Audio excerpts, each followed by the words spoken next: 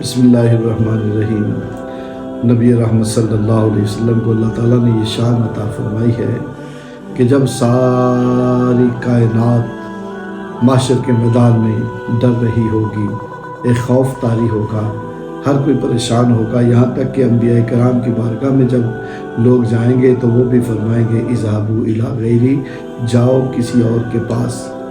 پھر حضور کی بارگاہ میں کائنات حاضر ہوگی، میرے آقا تاجدار مدینہ صلی اللہ علیہ وسلم خود بلا رہے ہوں گے انا لہا انا لہا انا لہا کہہ کے۔ جب حضور بلا رہے ہوں گے تو پھر کیا ہوگا؟ کریم آقا صلی اللہ علیہ وسلم کی بارگاہ میں ساری کائنات حاضر ہو جائے گی۔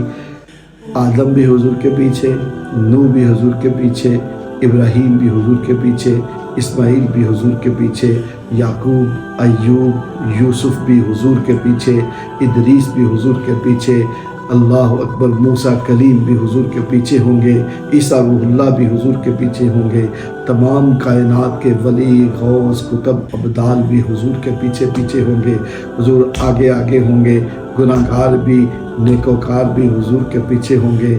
میرے پیر و مرشد شارح مکتوبات امام ربانی حضرت ابوالبیان پیر محمد سعید احمد مجددی رحمۃ اللہ علیہ آپ فرمایا کرتے تھے، کشمیری زبان تھی نا، محبت بڑے انداز سے فرمایا کرتے تھے، او لوگو سڑکیتے لاریہ، سڑکیتے لاریہ، اگے نے رسول اللہ پیچھے خلقت ساریہ۔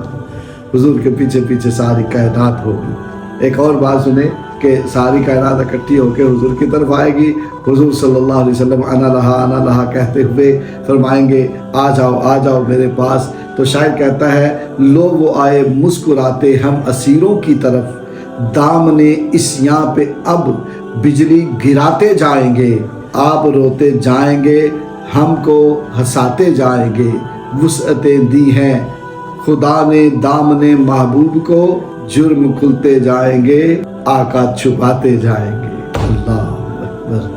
اللہ کریم کروڑوں اربوں کھربوں رحمتیں اور درود و سلام نازل فرمائے ہمارے پیارے آقا حضرت محمد مصطفیٰ صلی اللہ علیہ وسلم کی ذات گرامی پر، اور ہمیں دنیا و آخرت میں حضور کی محبت، حضور کی شفاعت، حضور کی رحمت کا سایہ عطا فرمائے، آمین ثم آمین۔